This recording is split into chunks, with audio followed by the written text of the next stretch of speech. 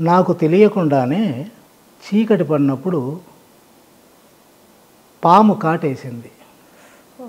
అది పాము అని నాకు తెలియదు. వెళ్తున్నా ఏదో చిన్న చీమ కుట్టినట్లయింది అంతే. నొప్పి, తేలు కుడితే నొప్పి వస్తుంది, అది నిదానంగా విషం ఎక్కుతుంది. పాము అలాంటిది కాదన్నమాట. కాటేసింది. నడుస్తున్నా, కళ్ళు మొబ్బొచ్చేస్తుంది, తలంతా దిమ్మైపోతూ ఉంది, నాలుక మందమైపోతూ ఉంది, మాట్లాడేకి చేత కావడంలే, నడవడానికి కాళ్ళు తడబడుతున్నాయి, ఇంకా పడిపోతాను అనిపించింది.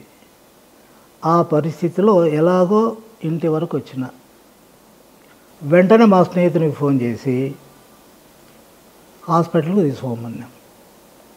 డాక్టర్కు, ఆయుర్వేదం డాక్టరు, ఆయన మంది ఇచ్చినాడు.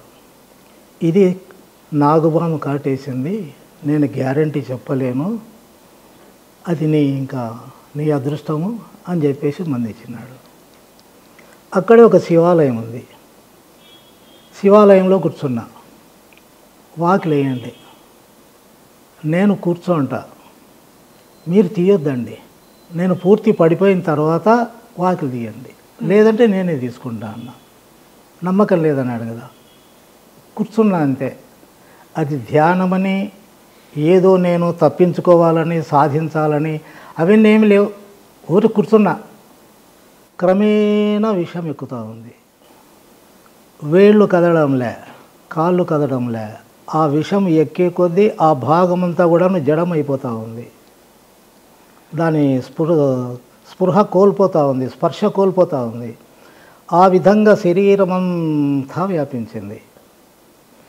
కళ్ళల్లో ఈగలు వాళ్తున్నాయి, ఏమి కావడంలే, స్పర్శ లేదు, ప్రయత్నం లేదు.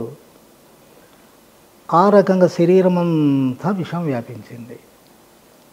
అప్పుడు ఏదైతే నాకు లోపల స్థిరంగా ఉంది అన్నానో అది మాత్రం అలాగే ఉంది. ఈ విషం అనేటువంటిది దాన్ని స్వాధీనం చేసుకోవాలని విశ్వ ప్రయత్నం చేస్తూ ఉంది. అన్నిటినీ ఆక్రమించుకోగలుగుతుంది, కానీ దాన్ని ఆక్రమించుకునేకి దానికి సాధ్యం కావడంలే.